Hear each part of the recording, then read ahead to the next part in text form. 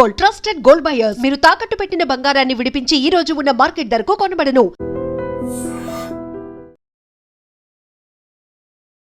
నమస్తే, welcome to iDream talking point with కవిత.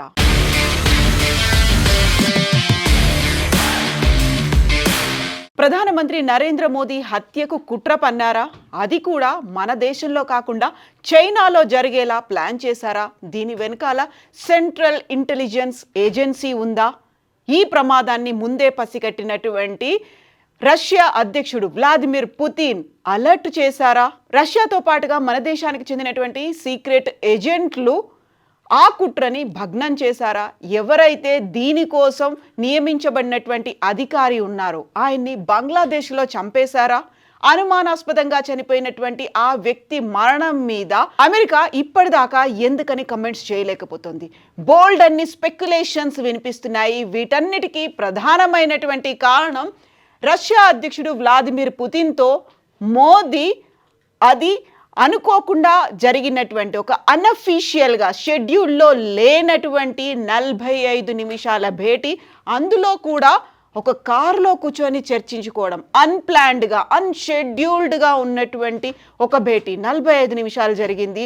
ఆ భేటీకి సంబంధించి ఇప్పుడు వస్తున్నటువంటి ఒక మిస్టరీ అనేది, దీన్ని అంతర్జాతీయ పత్రికలు, ఇంగ్లీష్ మీడియా కూడా ప్రధానంగా ప్రచురిస్తున్నాయి. దాని వెనకాల ఎస్సీఓ సమ్మిట్లో, చైనాలో జరిగినటువంటి ఎస్సీఓ సమ్మిట్ కోసం ప్రధానమంత్రి నరేంద్ర మోదీ వెళ్ళారు. ఆ సమ్మిట్లో ఇద్దరూ కలిసి కూర్చున్నటువంటి ఈ కార్ ఆర్ఎస్ సెనేట్ అనేటువంటి కార్, దీన్ని ప్రత్యేకంగా తయారు చేయించుకున్నారు పుతిన్. ఆ కారులోనే 45 నిమిషాల పాటు ప్రధానమంత్రి నరేంద్ర మోదీ, పుతిన్ కూర్చున్నారు. ఆ తర్వాతనే బంగ్లాదేశ్లో ఆ అధికారి, సిఐఏకి చెందినటువంటి అధికారి మరణానికి సంబంధించి జాక్సన్, ఆయన మరణానికి సంబంధించినటువంటి వార్తలు ఇప్పుడు వినిపిస్తున్నాయి.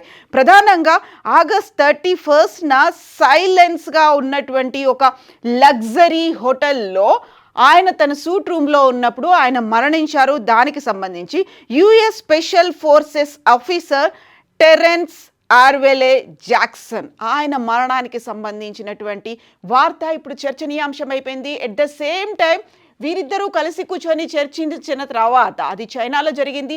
ఆ తర్వాత ఢిల్లీకి వచ్చినటువంటి ప్రధానమంత్రి నరేంద్ర మోదీ ఒక సమావేశంలో ఆయన మాట్లాడినటువంటి మాటలు వీటన్నిటికీ ఊతమిచ్చేలా ఉన్నాయి. యాక్చువల్గా ఆ సమావేశంలో ఢిల్లీకి తిరిగి వచ్చిన తర్వాత ప్రధానమంత్రి నరేంద్ర మోదీ ఏం మాట్లాడారు అదొకసారి విందాం. కల్ రాత్ హీ మే జపాన్ और चीन की यात्रा करके वापस लौटा हूं.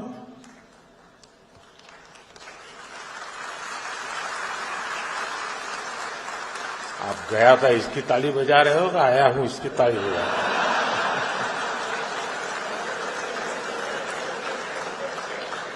సో ఎస్సీఓ సమ్మిట్లో పార్టిసిపేట్ చేసి తిరిగి వచ్చినటువంటి ప్రధానమంత్రి నరేంద్ర మోదీ నెక్స్ట్ డే మాట్లాడినటువంటి మాటల్ని ఇప్పటిదాకా మనం విన్నాం. నేను నిన్ననే జపాన్, చైనా పర్యటన ముగించుకొని వచ్చాను అన్న వెంటనే అక్కడ ఉన్నటువంటి ఆడియన్స్ అందరూ క్లాప్స్ చేశారు, అందరూ చప్పట్లు కొట్టారు. ఇమ్మీడియట్గా రెస్పాండ్ అయినటువంటి ప్రధానమంత్రి నరేంద్ర మోదీ, నేను వెళ్ళినందుకు చప్పట్లు కొట్టారా లేక తిరిగి వచ్చినందుకు చప్పట్లు కొట్టారా అనేటువంటి ఒక మాటను కూడా ఆయన మాట్లాడారు. అది నర్మగర్భంగా చెప్పడం అనేది, he was giving a indication, ఒక హింట్ ఆయన ఇచ్చారు అనేటువంటి ఇప్పుడు డెఫినేషన్స్ కూడా వస్తున్నాయి. దానికి సంబంధించి డీకోడ్ చేసే ప్రయత్నాలు కూడా మొదలుపెట్టారు. వీటి మీద విశ్లేషణలు, అంచనాలు కూడా వినిపిస్తున్నటువంటి ప్రధానమైనటువంటి వాదన, ఇద్దరూ కలిసి కారులో కూర్చున్నటువంటి 45 నిమిషాల భేటీలోనే మోదీ మీద జరగబోతున్నటువంటి అటాక్కి సంబంధించి పుతిన్ చెప్పారని, అదే సమయంలో ఆ రోజు రాత్రియే ఆ జాక్సన్ చనిపోయారు, అది కూడా అనుమానాస్పదంగా చనిపోయారు అనేటువంటి మాటని, వీటన్నిటికీ సంబంధించి క్రోడీకరించి చూసుకుంటే మోదీ చెప్పినటువంటి మాట, చైనాకు వెళ్ళినందుకు చప్పట్లు కొట్టారా లేకుంటే చైనా నుంచి తను తిరిగి వచ్చాను, సజీవంగా తిరిగి వచ్చాను అనే దానికి చప్పట్లు కొడుతున్నారా అనేటువంటి మాటని ఇప్పుడు డీకోడ్ చేసే ప్రయత్నాలు చేస్తున్నారు. యాక్చువల్గా దీనికి సంబంధించి మన దగ్గర ఉన్నటువంటి రా కానీ లేకుంటే అఫీషియల్గా ఇప్పటిదాకా ఇంటెలిజెన్స్ వాళ్ళ దగ్గర నుంచి ఒక్క మెసేజ్ ఏది రాకపోయినప్పటికీ ప్రధానమంత్రి మోదీ పుతిన్ కూర్చున్నటువంటి ఆ కారుకి సంబంధించి 45 నిమిషాల్లో ఏం జరిగింది, ఆ తర్వాత ఆ జాక్సన్ ఎలా మరణించాడు, నెక్స్ట్ డే ఢిల్లీకి వచ్చినటువంటి నరేంద్ర మోదీ ఎందుకని అలాంటి వ్యాఖ్యలు చేశారు? వీటన్నిటిని డీకోడ్ చేసుకుంటున్నప్పుడు చాలా క్లియర్గా అంచనాలు వేస్తున్నారు. దానికి సంబంధించి వస్తున్నటువంటి వార్తల్ని బట్టి చూస్తే 1966లో ఇండియా పాకిస్తాన్ యుద్ధం తర్వాత యుద్ధ విరమణకి సంబంధించి శాంతి ఒప్పందం కుదుర్చుకోవడానికి తాష్కెంట్కి, అంటే అప్పుడు యునైటెడ్ రష్యాగా ఉన్నటువంటి తాష్కెంట్, ఉజ్బెకిస్తాన్కి వెళ్ళినటువంటి రెండవ ప్రధాని లాల్ బహదూర్ శాస్త్రి అనుమానాస్పద స్థితిలో మరణించారు. అప్పుడు కూడా సిఐఏ ఉంది అనేటువంటి వాదనలు వినిపించాయి. సెంట్రల్ ఇన్వెస్టిగేషన్ ఏజెన్సీ అనేది ఆ టైంలో చేసింది. అలాంటి మరణానికి ఇప్పుడు అనుమానాస్పదంగా ఎవరి ప్రమేయం లేకుండానే హత్య అనేది కూడా బయటపడకుండా మరణించారు అనే దానికి ఒక బిగ్గెస్ట్ స్కెచ్ అనేది వేశారు అనేటువంటి వాదనలు. ఇంకొక మరణం, అది కూడా రష్యాకి సంబంధించి ఇప్పుడు చైనాలో జరుగుతోంది ఒక సమ్మిట్, అదంతా మనకి ప్రమేయం లేదు అన్నట్టుగా అయిపోవడానికి సిఐఏ ప్లాన్ చేసింది అనేటువంటి దానికి సంబంధించి అతిపెద్ద వార్త అనేది కూడా ఇప్పుడు రన్ అవుతోంది. యాక్చువల్గా రష్యాతో పాటుగా భారతదేశానికి చెందినటువంటి సీక్రెట్ ఏజెన్సీలు, రీసెర్చ్ అండ్ అనాలిసిస్ వింగ్ మన భారతదేశానికి చెందినటువంటి దాంతో పాటుగా Russia's foreign intelligence service SVR, ఈ ఇద్దరూ కలిసి ఒక సీక్రెట్ ఆపరేషన్ని చేశారు. ఢాకాలో ఉన్నటువంటి జాక్సన్ని చంపేశారు అనేటువంటి వాదనలు, వార్తలు వినిపిస్తున్నాయి. అది కూడా అఫీషియల్గా అమెరికా ప్రభుత్వం దాన్ని వెల్లడించలేదు. ఆయన జాక్సన్ మరణానికి సంబంధించి మాకు ఎలాంటి అనుమానాలు లేవు అనేటువంటి ఒక వార్తను, ఒక మాటని మాత్రమే వెల్లడించింది. అయితే సిఐఏకి సంబంధించి జాక్సన్ సెయింట్ మార్టిన్స్ అనేటువంటి ఐలాండ్లో బంగ్లాదేశ్కి సంబంధించి ఆర్మీకి ట్రైనింగ్ ఇస్తున్నాడు. అది కూడా ఆయన బంగ్లాదేశ్కు ఎప్పుడు వచ్చాడు, ఎందుకు వచ్చాడు అనేది బయటికి వివరాలు తెలియకపోయినప్పటికీ మనకి కొన్ని కిలోమీటర్ల దూరంలో ఉన్నటువంటి బంగ్లాదేశ్లోనే ఆయన కేంద్రంగా ఉండడం, ఎట్ ద సేమ్ టైం కొంతకాల క్రితమే అక్కడ ఉన్నటువంటి ప్రధాని షేక్ హసీనా మీద తిరుగుబాటు జరిగింది. ఆ తర్వాత అక్కడ ప్రభుత్వ మార్పిడి జరిగింది.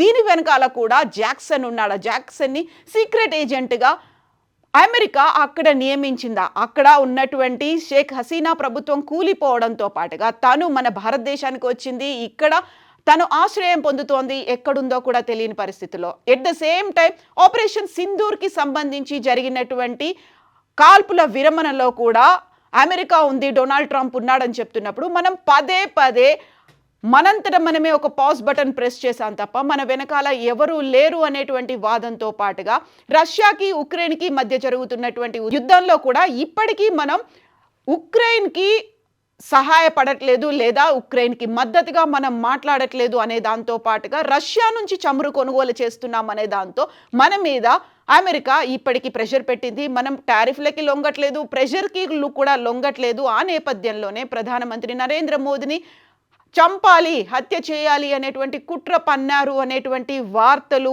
విశ్లేషణలు అయితే వినిపిస్తున్నాయి.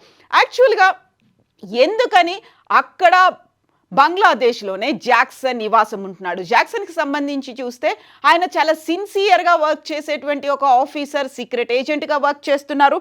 బట్ ఆయన ఇంకొక 2 ఏళ్ల పాటు వర్క్ చేసి ఆ తర్వాత రిటైర్మెంట్ తీసుకుందాము అనే దాంట్లో ఉన్నప్పటికీ కూడా US స్పెషల్ ఫోర్సెస్ ఆఫీసర్ ఆయన ఢాకాలో ఉన్నప్పటికీ కూడా ఆయనకున్నటువంటి సన్నిహితులు కావచ్చు, లేకుంటే లింక్డ్ ఇన్ సోషల్ మీడియా పోస్టులను బట్టి చూస్తే ఆయన చాలా కామ్గా, సెటిల్గా ఉండేవాడు. తనకి ఏదైతే పని అప్పగించారో దాన్ని డెడికేటెడ్గా చేసేవాడు అనే దాంతో పాటుగా ఎవరితో కూడా తను ఏం పని చేస్తున్నాడు అనేది వెల్లడించకపోయేవాడు.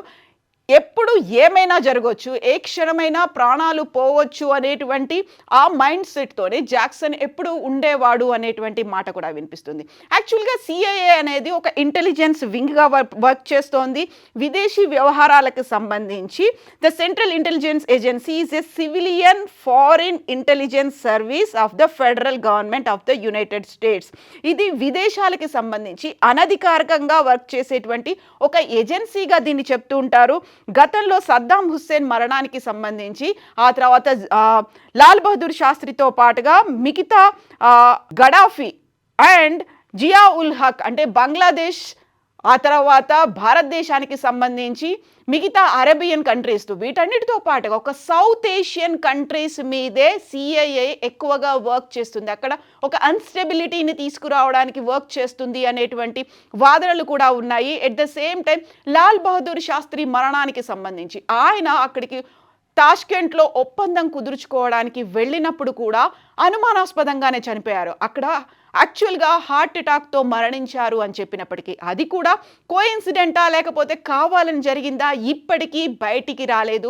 ఆర్టీఐ కింద ఆ ఇన్ఫర్మేషన్ని తెలుసుకోవాలని చూసినప్పటికీ ఉన్నటువంటి ఏకైక ఫైల్ని మేము బయట పెట్టలేము. ఒకవేళ అదే కనుక జరిగితే ద్వైపాక్షికంగా కావచ్చు, విదేశీ వ్యవహారాలకి సంబంధించి విపరీతమైనటువంటి ఎఫెక్ట్ ఉండే అవకాశం ఉంది. కాబట్టి దాన్ని కూడా లాల్ బహదూర్ శాస్త్రి మరణాన్ని కూడా ఇప్పటికీ అఫీషియల్గా వెల్లడించేలా ఆర్టీఐ నుంచి కూడా దాన్ని తొలగించారు. అది కూడా 65లో జరిగినటువంటి ఇండియా పాకిస్తాన్ మధ్య జరిగినటువంటి యుద్ధానికి సంబంధించి విరమణ ఒప్పందం, శాంతి ఒప్పందం కోసం తాష్కెంట్లో సంతకాలు చేసిన తర్వాత కొన్ని గంటల వ్యవధిలోనే లాల్ బహదూర్ శాస్త్రి మరణించారు. ఆయన రాత్రి పడుకునే ముందు రష్యాకు చెందినటువంటి ఆ తాష్కెంట్లో ఉన్నప్పుడే ఆ హోటల్ నుంచి ఒక రష్యన్ బాయ్ ఒక పాలు తీసుకొచ్చి ఇచ్చారు. ఆయన తాగిన తర్వాత ఆయన మరణించారు. మరణించే ముందు తనతో పాటు ఉన్నటువంటి ఒక పర్సనల్ డాక్టర్ ఉంటారు, వ్యక్తిగత సహాయకుడు ఉన్నారు. ఆ ఇద్దరూ కూడా అక్కడున్నారు. అది హార్ట్ అటాక్తో చనిపోయి ఉండొచ్చు అనేటువంటి మాటతో పాటుగా పోస్ట్ మార్టం రిపోర్ట్ కూడా వచ్చింది. బట్ ఇమ్మీడియట్గా లాల్ బహదూర్ శాస్త్రి మృతదేహాన్ని ఢిల్లీకి తరలించి అదే రోజు సాయంత్రం అంత్యక్రియలు కూడా చేశారు. లాల్ బహదూర్ శాస్త్రి మరణానికి సంబంధించి తన భార్య డౌట్స్ని వ్యక్తం చేసింది.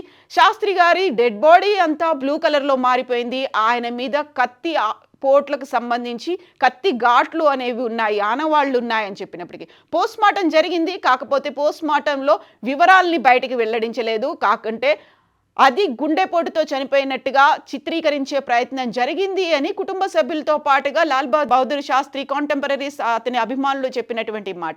బట్ ఎందుకని ఆ మరణాన్ని ఇప్పటికీ మిస్టీరియస్గానే ఉంచారు.